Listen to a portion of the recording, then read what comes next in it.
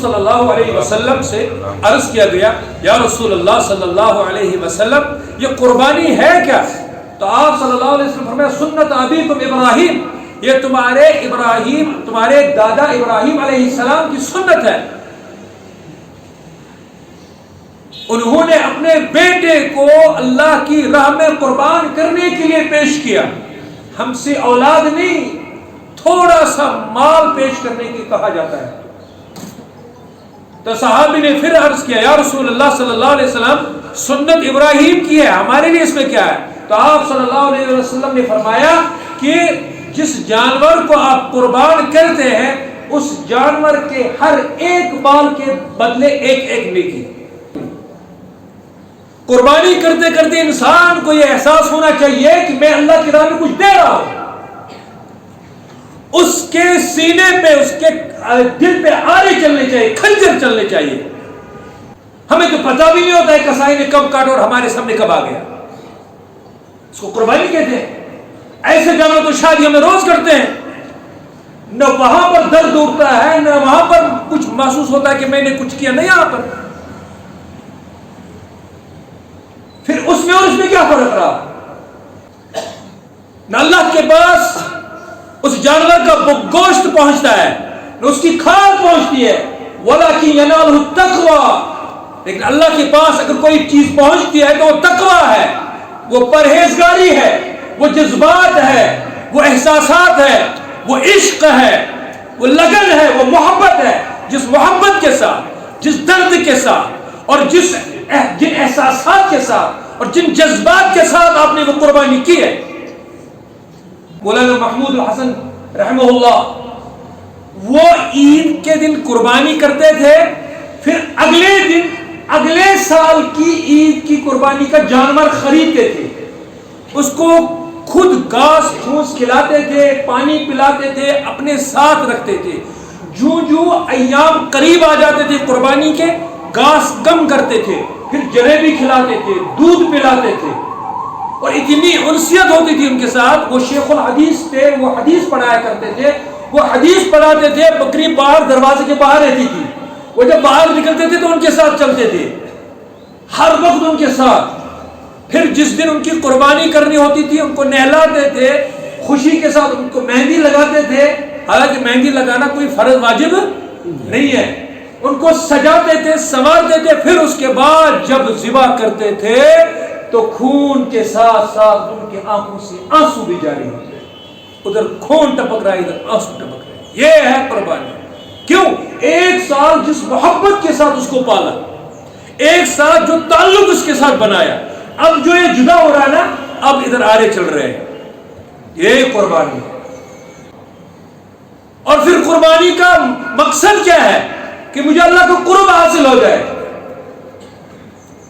جو شخص قربانی کے 5-6 جانور ذبح کرے لیکن فجر کی 2 رکعت نہ پڑھے، اس قربانی کا مطلب کیا ہے؟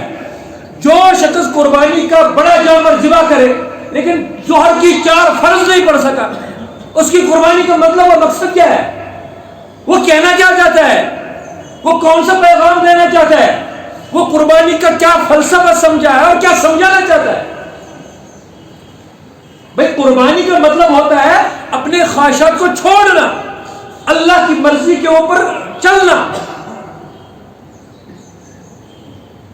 جب مؤذن حی علی الصلاۃ کہہ رہا ہے، جب مؤذن حی علی الفلاح کہہ رہا ہے، وہ تمہیں کہہ رہا ہے کہ تم جہاں اس وقت ہو اس سے زیادہ بہتر تمہارے لیے مسجد کا در ہے، اللہ کا گھر ہے، اللہ کے سامنے سر سجود ہونا ہے، اسی میں کامیابی ہے۔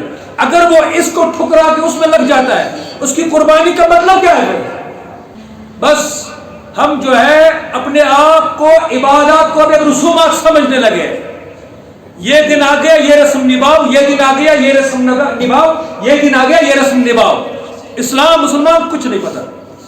قربانی کے بہت سارے فضائل ہیں، جتنا بڑا عمل ہوتا ہے اور اس کے جتنے فضائل ہوتے ہیں اتنے ہی اس کے ترک کرنے پر وعیدیں ہوتی ہے، سخت عذاب ہوتا ہے۔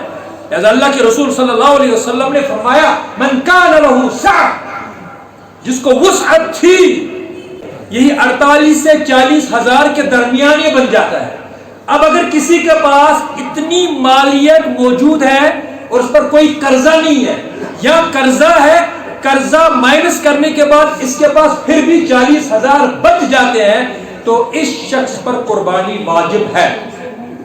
اس کو کہا اللہ کے رسول نے جس کے پاس وسعت ہو، من کان لہ سعہ، جس کے پاس وسعت تھی، یہی 40,000 روپے اس کے پاس تھے، وہ قربانی کر سکتا تھا، ولم یضحی، پھر بھی اس نے قربانی غفلت کی وجہ سے، اس کی کوئی اہمیت ہی نہیں سمجھی، یا اس وجہ سے کہ ونچ بوگ رہا ہوں کبر بوگ رہا ہوں سے کچھ سے وانار سے خاص گائب تو سے بوگ رہا ہوں، یہ پٹن کا اسلام آباد بوگ رہا ہوں، سے خاص پٹن کپور بوگ رہا ہوں، یا گاڑی میں سفر کرنا پڑتا ہے، یہ ہم نے خود اپنے اوپر بنا دیا ہے، شریعت ہمیں یہ نہیں کہتی ہے۔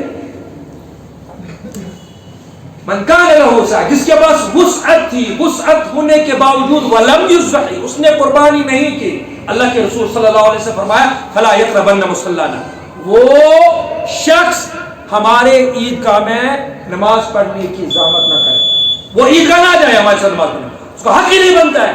اب اندازہ لگائیے کہ شخص کو کہا جاتا ہے کہ تم عیدگاہ مت آنا، عیدگاہ کون جاتا ہے؟ مسلمان جاتا ہے۔ نماز عید کون پڑھے گا؟